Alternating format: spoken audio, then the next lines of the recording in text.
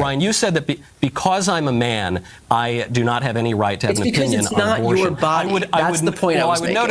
I would notice, Brian, and I hate to assume your gender, that you are also a man and you are opining on abortion. And more importantly, the Supreme Court that decided Roe v. Wade, how many women were on that court that decided that issue? Of course, it's not a matter of your gender. It's a matter of it not being my body. Michael Knowles got into a very heated debate here with Brian Tyler Cohen, who is a guy who's very prominent on the left wing, very prominent, one of the largest YouTube channels in the left wing for sure, and has been having meltdowns ever since the 2024 presidential election didn't go his way. And Michael Knowles is here to put him in his place. On this debate, it was about Trump versus Biden and so many other things that they debated on. And Michael Knowles just absolutely destroyed him on every single topic. Let's get into this clip here where Brian Tyler Cohen and Michael Knowles get into this heated debate, and Michael Knowles absolutely torches him on live television. Of it. But, you know, it is always funny how the same people who warned that Roe was not in danger are now warning that same-sex marriage is not in danger, contraception is not in danger, interstate travel are not in danger. If we listen to these people, when they had promised us that Roe wasn't in danger, we wouldn't be in a country right now that's just had 50 years of precedent and a woman's right to her own bodily autonomy stripped away. Well, I'll say just for my own part, I have never suggested Roe is not in danger. I have always been very hopeful that Roe would be overruled because you're discussing bodily autonomy. I'm all for the bodily rights of babies in the womb.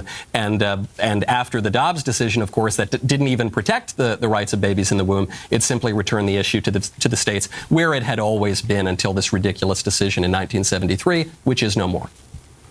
All right. I mean, we're looking at more than 50 years of precedent. And you mentioned some of these cases, Griswold in 65, Eisenstadt in 72, Roe in 73, and Casey in 1992. All of that is precedent upon precedent. And, you know, claiming that the court is only correct now that it's following your specific political and or religious views shows that you're just interested in cherry picking decisions that comport with those views. Brian, are you familiar with the Dred Scott decision? Yes. The Dred Scott decision, which said that black people can never be American citizens. That was. If you enjoy content like this, then make sure to leave a like and subscribe to the channel. It really does help me out a ton. Let's get back to the video. It's also Supreme Court precedent, right? Would you say that the court was right to overturn the Dred Scott decision? This is the first time that the court has reversed a decision to take away rights, and it has stripped that right from half of the population. And the practical impact of that is that, you know, in real life now, we're looking at a 10-year-old in Ohio who would have been forced to give birth to her rapist baby. We're looking at incest victims potentially giving birth to their own brothers or sisters. We're looking at doctors being jailed. We're looking at police questioning people about miscarriages. I mean, that is a police state.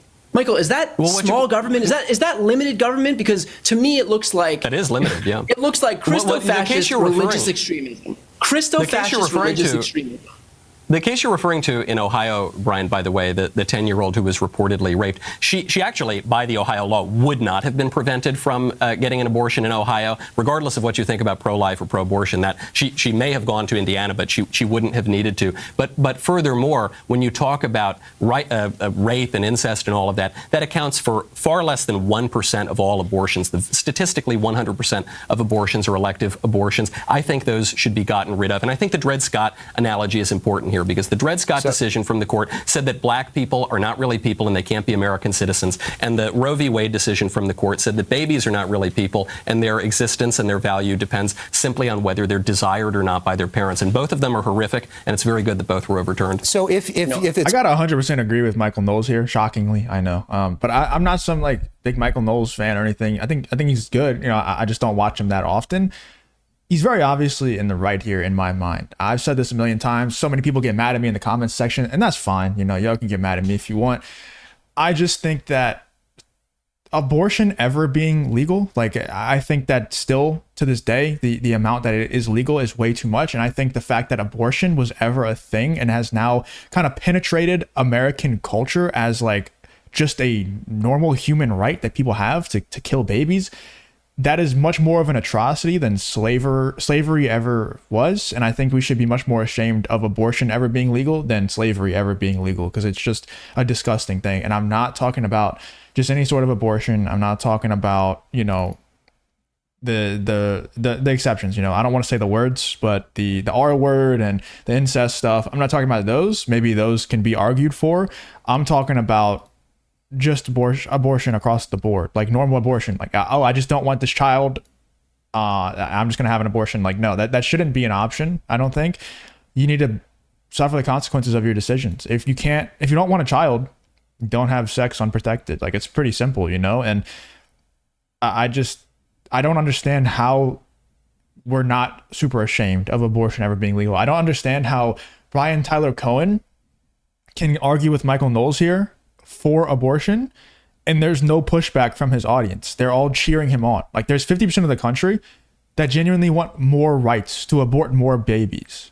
That is crazy to me, and that's evil to me. And even outside of like a religious perspective, just from a morality perspective, if you actually just sit back and understand like what these people are arguing for and what happens to babies when they're aborted, I don't understand how you can even argue for this and not feel horrible about yourself and not just hate yourself.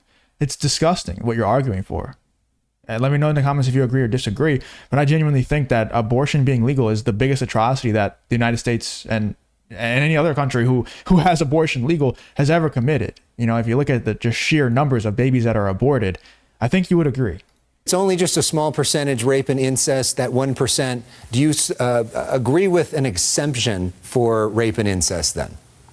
Well, it's also kind of curious that people make these two distinctions between rape and incest. I don't know of a whole lot of consensual incest, so we're really just talking about exceptions for the case of rape. And the liberals always try to argue from the absolute most hard cases. But the argument for pro-life is that a person is a person, no matter how small. And also, an abortion does not fix anything. Abortion will not get rid of a rape. Yep. Abortion will not undo any sort of crime. Abortion does not even make any lifelong take away any lifelong responsibilities or anything like that. There is such a thing as adoption. You can deal with very difficult, horrible circumstances in a way that will not increase trauma to people, as abortion does, and will not lead them to commit horrific actions and to end a human life. We're running out of time. I once again, 100%. And I would even take it a step further and say, like Michael Knowles said, it's not going to take away, like if you get R-worded, it's not going to take it away by killing the baby. It's not going to go anywhere. Like, that happened to you and it sucks. It's an awful thing that happened, but it's not going anywhere. No matter how many babies you kill, it's going to be there. And you could turn it into a positive thing. You know, you could turn it into a child that you love a lot and, you know, just try to turn it into a positive. I don't think killing the baby is the answer, but I know that's super unpopular in the United States, and it's really sad that it is, because it shouldn't be. It should be common sense. Turn a horrible, horrific event into something positive instead of turning it into a more of a horrible event by not only did you get R-worded now, but now you actually murdered a baby. Like, that's horrible. That's awful. And I'm never going to pretend like it's not. Brian, last word to you. I would just say to that, I have two things to say to that. One, it doesn't matter what your opinion on this is, because this is not your body. It's not your choice. You're not the one who is able to make this decision for anybody else, regardless of how easy you, Michael Knowles, thinks it is for somebody to put their child up for adoption. The second thing I would say is it's very easy. Yeah. What does he mean by that? Does he mean difficult as in the adoption centers make it difficult to put babies up for adoption? Or does he mean difficult as in like emotionally difficult to put a baby up for adoption? If he's talking about emotionally, that's ridiculous, because I would think, I would hope, but these people's brains don't seem to work properly, that it would be a whole lot more emotionally difficult to abort the baby instead of put it up for adoption. There are 36 couples for every one newborn who's put up for adoption. 36 couples who want to adopt in America. Here's the thing. Whether we're talking about abortion or gay marriage, you know, these are people's lives that you're messing with right now, all because you think that your religious beliefs are licensed to dictate how other people live. And what's craziest for me is how you guys shove this idea of limited government down everybody's throats, and yet the people constantly stripping others of their rights are Republicans. If you don't want an abortion, don't get an abortion. If you don't want a gay marriage, don't get gay married. If you don't want to read certain books from libraries, don't read those books from libraries. If you don't want to identify differently, then don't. But why should nobody get these things? You know, with all of these things, if you don't want to commit a murder, don't commit a murder. Hold on, Michael. Let me just finish my point. With all of these things, you lose nothing. All that happens is that other people enjoy equal rights, and yet conservatives' beliefs are apparently so goddamn fragile that the mere existence of people who are different from them is somehow a threat to you. I don't think any of those platitudes mean much of anything. We just don't want babies to be killed in the womb. You brought up this But these point, aren't, Brian. Michael, these aren't babies. And if you wanted to use the 1% example, They are if you wanted to use the babies. They are. 99% and 1% example, 99% of these abortions happen in the first trimester, and also they're Still not babies. They are embryos. They are non-viable embryos. There's a And fe- do you- beyond do you all know- of that, Brian, do you know it's what the not word your fetus choice what a means? woman does with her own body. Of course, Brian, do you know what I don't know if we're going to. There's one very important point to make, even beyond pointing out that the word fetus is just Latin for offspring. The important point to make in responding to what Brian said, Michael, there, depending is on you the said that depending on the because I'm a- gestational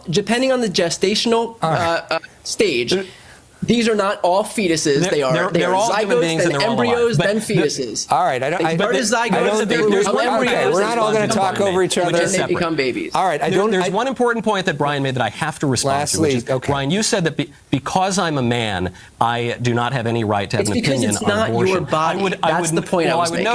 I would notice, Brian, and I hate to assume your gender, that you are also a man and you are opining on abortion. And more importantly, the Supreme Court that decided Roe v. Wade, how many women were on that court that decided that issue?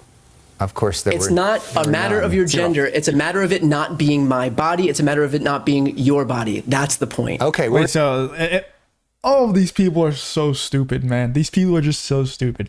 So because it's not your body, we're just not allowed to make laws around it. We're not allowed to make any decisions. So each person basically in the United States, in Brian Tyler Cohen's brain, every person in the United States just governs themselves. We shouldn't be allowed to throw anyone else in jail. You have to throw yourself in jail if you kill someone. We shouldn't even be able to tell someone that they can't kill someone else because it's not your body. How are you going to tell someone that they can't murder someone else? It's not your body to tell them, right?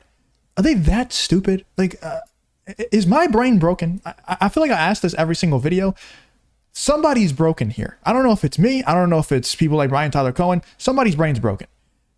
That is such a stupid statement. It's not because you're a man. It's because you shouldn't be able to tell someone else what they do with their body. Like, what? That's what the entire law is. That's what the law of the United States does, is tell people what they can and can't do with their body. Let me know in the comments what you guys think about this whole Brian Tyler Cohen versus Michael Knowles situation. I think it was a runaway Michael Knowles ran away with this one. That's my opinion. Let me know in the comments what you guys think, though, about this whole disagreement. Pretty heated debate here. Let me know in the comments what you guys think about this whole Brian Tyler Cohen versus Michael Knowles debate.